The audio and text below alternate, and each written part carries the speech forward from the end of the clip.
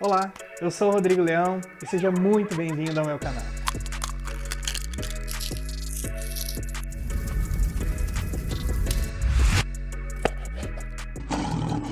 Fala galera, beleza?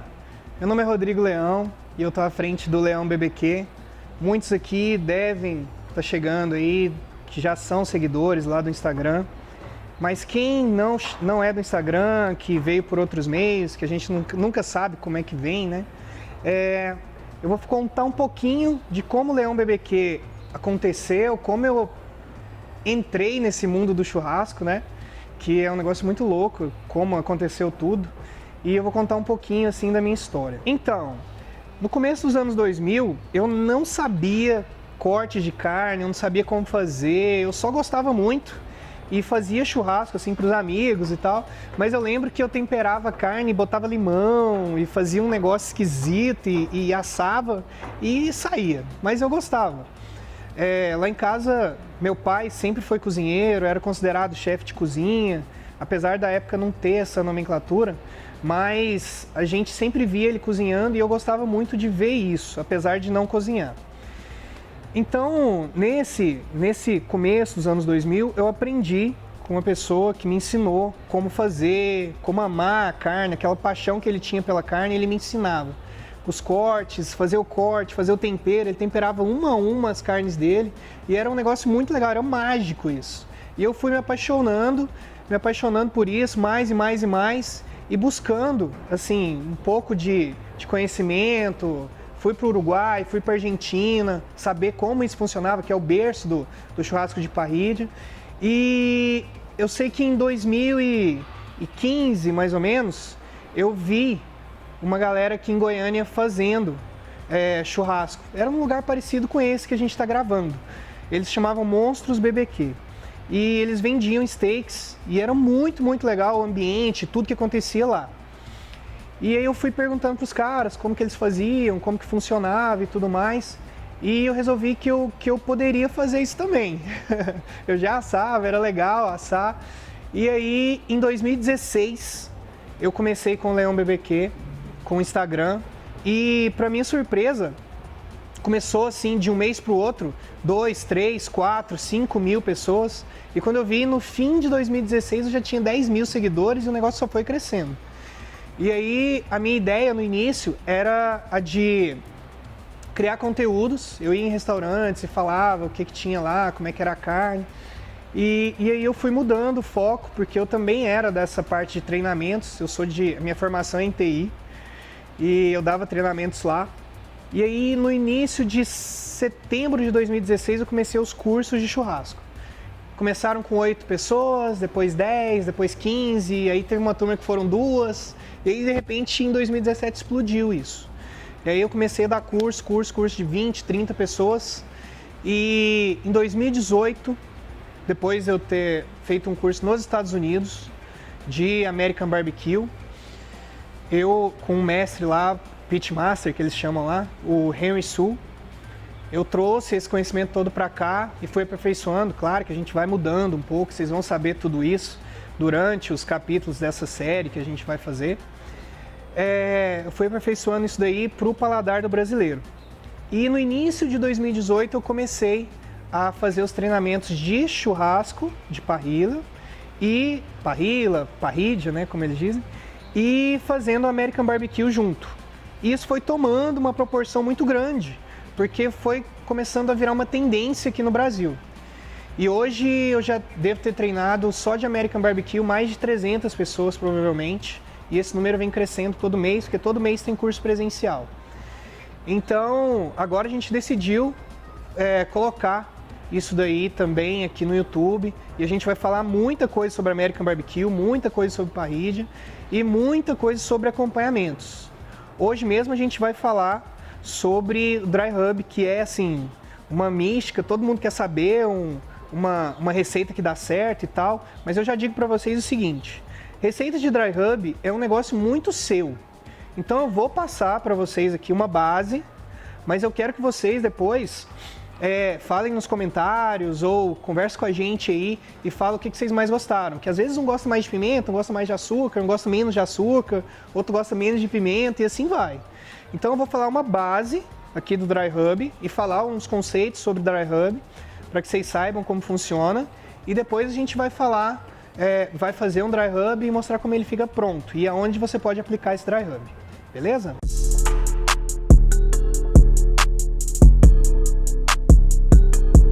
Ele é um mix de temperos secos, por isso chama Dry Rub. Um mix de temperos secos para dar sabor à nossa carne. Então a gente mistura um monte de coisa legal, um monte de coisa gostosa para poder chegar num denominador comum, que é um sabor único, porque não sei se vocês conhecem, lógico, às vezes alguns não conhecem, outros sim. O Dry Rub é a assinatura de quem faz o churrasco, do pitmaster, ou seja, do churrasqueiro de fim de semana, enfim, de quem está fazendo o churrasco. Então, isso é muito do paladar. Então, quando você sentir na língua que todos os sabores estão em harmonia, vamos dizer assim, isso você vai sentir na língua, às vezes você vai sentir um pouco mais apimentado ou um pouco mais doce, aí sim você chega num tempero bem legal, que é o seu Dry Rub.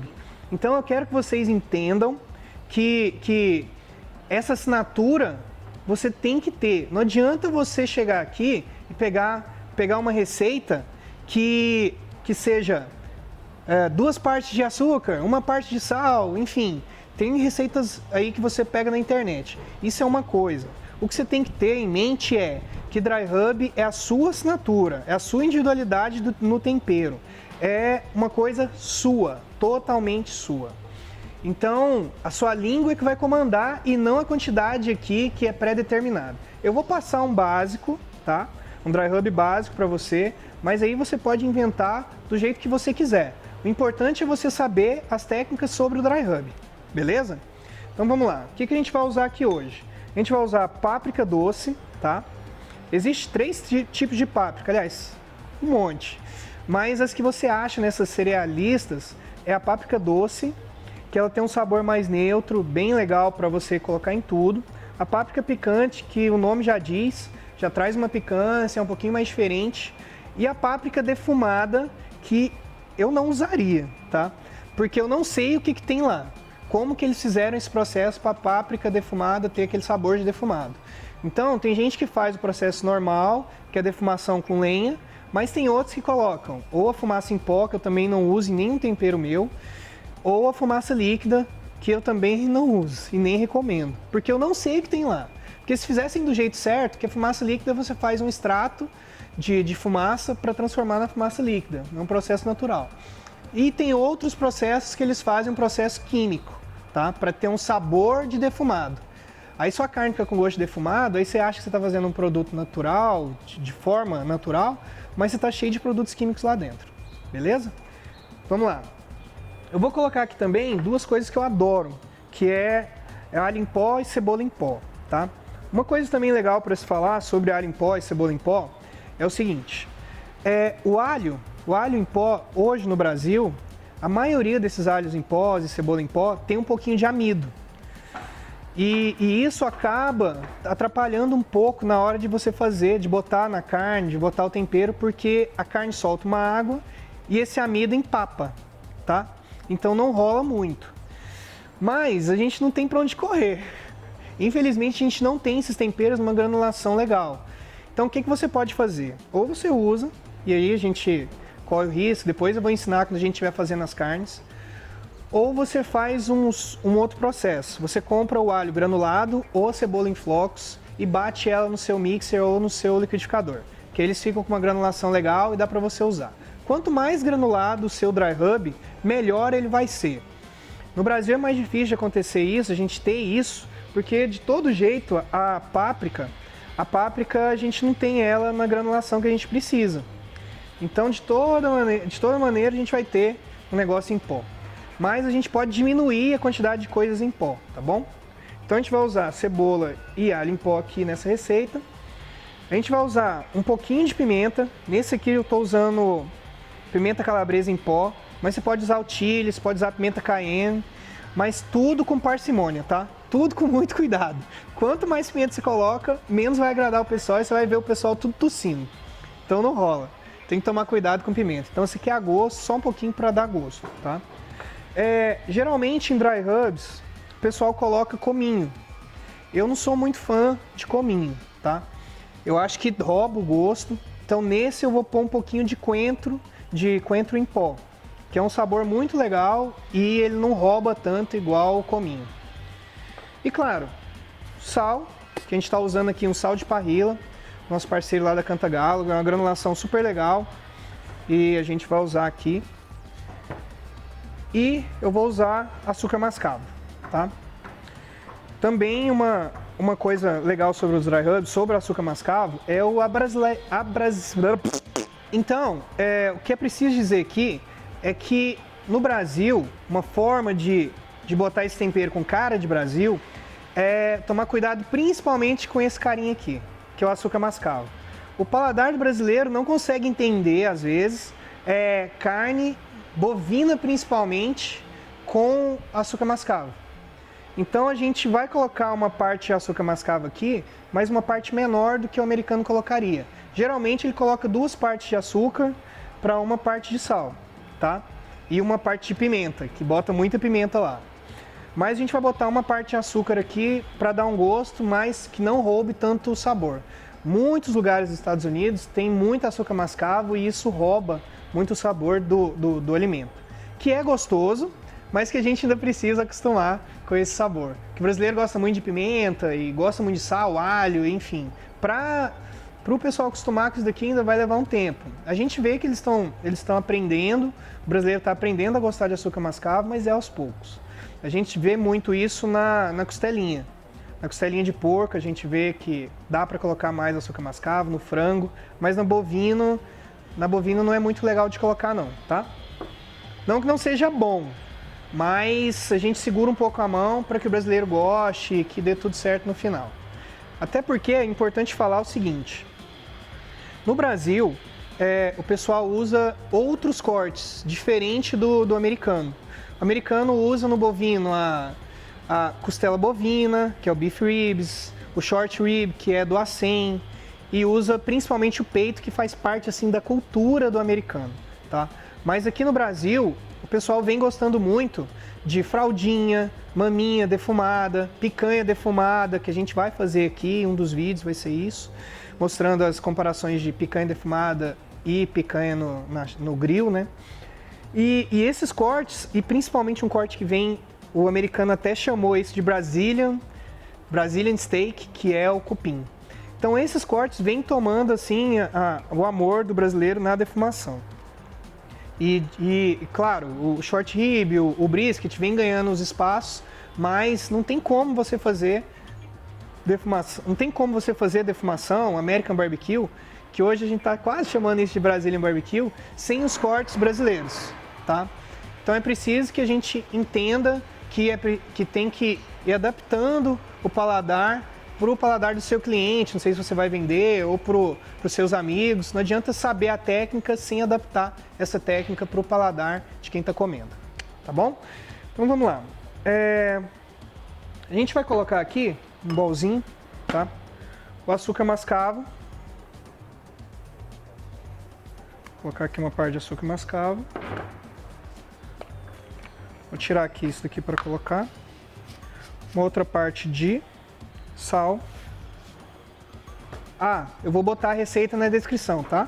Receita certinha. E aí, como eu falei no início, façam a sua própria receita, beleza? Vou colocar aqui quase uma colher de chá só de coentro. Um pouquinho só dessa pimenta. Porque o teste de pimenta é o quanto você aguenta sem tossir. Quanto menos você tosse, mais fraca é a pimenta. Essa aqui eu já dei uma tossidinha, então botei só um pouquinho. Cebola em pó. Alho em pó. Eu gosto de pôr um pouquinho mais esses dois, que dá um sabor. O meu dry rub, talvez vocês venham aí na televisão ou gente fazendo, os dry rubs são mais vermelhos. Fica mais vermelhão assim os dry rubs. Eu gosto mais do dry rub, ele vai ficar um pouquinho parecendo com marrom, puxando para o marrom. Porque eu boto mais alho em pó e cebola em pó, que eu acho que dá mais sabor e isso é mais palatável para o brasileiro, beleza? Mas, como eu disse, se você gosta mais vermelho, bota mais páprica e bota também o cominho. Eu não sou muito fã de cominho, mas se você gosta, ok. Vou botar um pouquinho mais de páprica aqui. E a gente vai misturando. Vai ganhando uma cor, conforme você vai misturando esses temperos.